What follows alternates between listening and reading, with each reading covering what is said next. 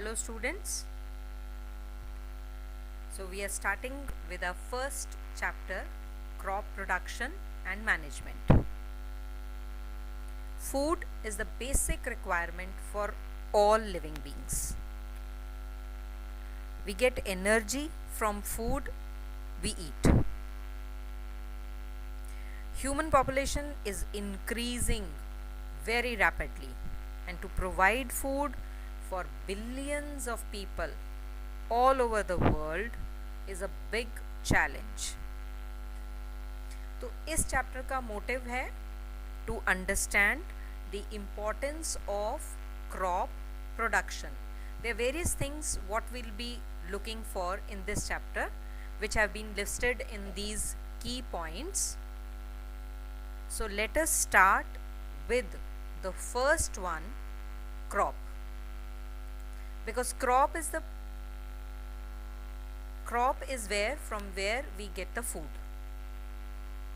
So plants of same kind, when cultivated at the same place on a large scale for getting food, fodder, fiber या कोई और useful product, it is called as crop.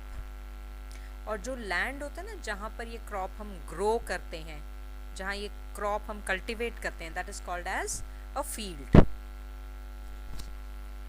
India में there is a varied kind of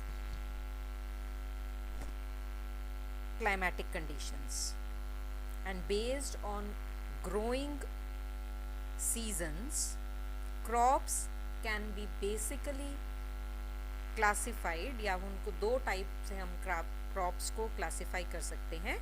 one is rabi crop and the other is kharif crops. Now first rabi crops.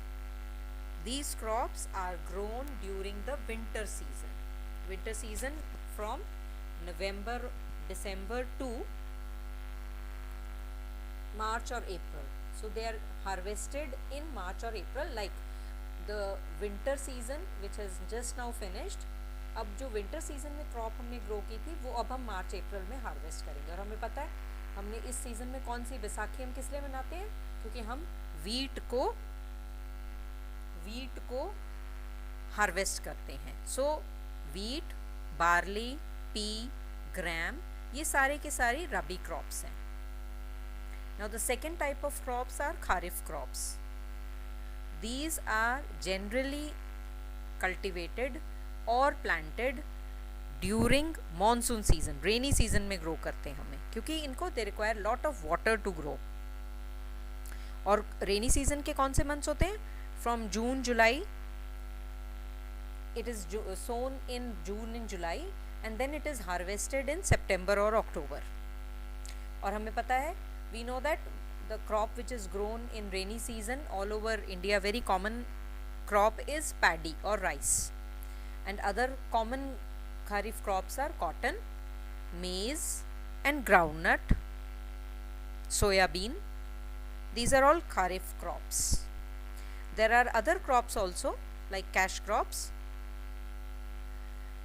Now cultivation, ये जो crops अभी हमने पढ़ी हैं, चाहे वो kharif crop है, चाहे वो रबी क्रॉप है, कोई भी क्रॉप हो, कोई फ्रूट्स हैं, कोई वेजिटेबल्स हैं, कोई कैश क्रॉप्स हैं जैसे T, cotton, coconut, they involve lot of techniques and activities. So these activities जो होती हैं इनको हम कलेक्टिवली कहते हैं एग्रीकल्चरल प्रैक्टिसेस. अब these techniques या agricultural practices involves lot of steps. जो crop production है, it is not one day job. It is not just putting the seed, आपने soil में seed डाल दिया and आपको crop मिल गई. No, it requires lot of steps, involves lot of steps. और उनमें पहला step है preparation of soil. तो अगर हमने crop grow करनी है तो first हमें जिस soil में हमने, because we know कि जो प्लांट्स होते हैं दे ग्रो इन सॉइल, क्योंकि they get their nutrients from the soil, water from the soil, right. तो उस सॉइल को हमें पहले प्रिपेयर करना पड़ेगा, यानी कि उसकी तैयारी करनी पड़ेगी for the seeds to grow there. अगर सीड्स वहाँ तभी ग्रो करेंगे अगर हम उसके सॉइल को प्रिपेयर करेंगे. और ये प्रिपरेशन ऑफ सॉइल जो है वो फर्स्ट हम What is preparation of soil? Preparation means basically turning the soil और लूजनिंग द सॉइल. जब तक सॉइल लूज नहीं होगी तब तक सीड को ग्रो करने के लिए स्पेस नहीं मिलेगी. एंड इस स्टेप को, turning and loosening of soil, is called as ploughing. And ploughing करने के लिए you can see it in the picture also. ये कॉमन प्रैक्टिस है जो हम लोग अपने, we can see in fields everywhere around us whenever we are moving on GT road or somewhere near the fields maybe, then we can see that's a tractor के साथ में एक इंस्ट्रूमेंट या एक इम्प्लीमेंट लगा होता है जिसको हम प्लो कहते हैं. And it will help to make the soil of the field loose. अब लूज करने की क्या ज़रूरत है? what are the advantages? There are several advantages of loosening the soil. earlier times में बुलॉक्स या एनिमल्स को यूज़ किया जाता था प्लो के साथ लगाकर, एंड वो प्लो करते थे लैंड को, but it requires lot of time, labour. तो we are using a tractor के साथ जो हम प्लो अटैच कर देते हैं, that requires lesser time. And therefore इसके एडवांटेजेस देखिए, ये रूट्स को अलाउ करते हैं. लूज हो गई soil, roots can penetrate deep into the soil. एक और एडवांटेज है, इससे क्या होता है, सॉइल लूज हो गई तो उसमें एरेशन बहुत हो जाएगी, एयर बहुत हो जाएगी, जिससे कि roots of the plants can breathe nicely. Third thing, इससे क्या होता है कि जितना फर्टिलाइज़र या मैन्योर ऐड किया है वो भी अच्छी तरह मिक्स हो जाएगा और न्यूट्रिएंट रिच सॉइल ऊपर आ जाएगी जहाँ पर कि प्लांट ग्रो कर रहे हैं. टॉप सॉइल में हमने 7th में पढ़ा था, टॉप सॉइल जो है वही सपोर्ट करता है प्लांट ग्रोथ, तो वहाँ से न्यूट्रिएंट्स ऊपर आ जाएंगे. एंड वेरी इंपॉर्टेंट, हमने पढ़ा था वर्मी कंपोस्टिंग क्लास 7th में. तो वर्मी कंपोस्टिंग जो है क्लास 6 में पढ़ा था आपने. तो वर्मी कंपोस्टिंग जो है वो अलाउ करता है अर्थवर्म्स के प्रेजेंस में होता है. तो अर्थवर्म्स और माइक्रोब्स जो सॉइल में प्रेजेंट होते हैं, प्रिपरेशन से, preparing the soil, it will help for them to grow. और जब ये ग्रो करेंगे, इन दोनों को क्या कहते हैं हम, फार्मर्स फ्रेंड, क्योंकि they help the soil to become more fertile and helps also, preparation helps to uproot the weeds. Now what are the implements used for preparation of soil? It can be either hoe, plow or cultivator. These are the implements used. Okay, once you have prepared the soil, now the next step is putting the seeds. आपने soil prepare की थी ताकि आप seeds को sow कर सको. तो act of putting seeds in the soil is called as sowing. ठीक है. अब sowing जो है, अगर हम seeds उसको डालने हैं तो कौन से seeds जो होते हैं select किए जाते हैं by farmer, a good quality seed. Now how will you come to know कि कौन से seed good quality हैं, healthy हैं और कौन से नहीं? इसके लिए हम बड़ी अच्छी सी एक एक्टिविटी कर सकते हैं. कॉमनली आपने घर में भी किया होगा. व्हेन यू वॉश पल्सेस और दाल और rice in while before cooking, तो आपने कई बार नोट किया होगा कि there are certain seeds which float on the water. तो ये जो seeds which float on water are lighter seeds, hollow seeds, and they are the damaged seeds, so they should not be used for sowing. जो seeds नीचे की तरफ settle down हो जाते हैं when put in water, sink कर जाते हैं, वो हेल्दी सीड्स होते हैं. और ऐसे ही healthy seeds are fit for sowing, so that हमें क्रॉप अच्छी मिलेगी. Right. Now seeds can be sown by 3 methods. The first one is the very easiest method, using a seed drill. Seed drill आप देख सकते हो, you can see in the image. It's an device or instrument or an implement जो कि use किया जाता है with the tractor. इसके ऊपर एक कंटेनर है जिसमें कि सीड्स डाल दिए जाते हैं, and then we have this connected to a series of tubes that have narrow holes. अब जब हम seeds इसके बीच में डालेंगे, they will pass through these tubes and pass through the holes and get planted into the soil. लेकिन इसका एक advantage है, इट हैज़ एन एडवांटेज कि सीड्स जो हैं automatically get covered with the soil. इससे क्या होता है, the birds can not eat and it saves the time and labour also, both the things, because it is done quite fast. And seeds जो होते हैं they are sown at right depth and at between right distance, at right distance they are sown. So this is the advantage of using seed drill. Seed drill is very useful method of putting seeds in the soil. The second method is broadcasting. Broadcasting जो है simple और easiest method है.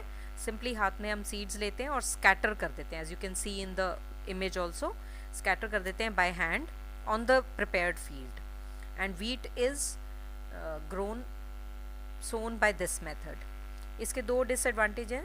Seeds जो हैं वो evenly distribute नहीं होते हैं, कई बार वो बहुत क्लोज होते हैं और कई बार they are very far. And दूसरा, seeds can not be covered with the soil, so there is uneven spacing between the seeds and it requires more time definitely.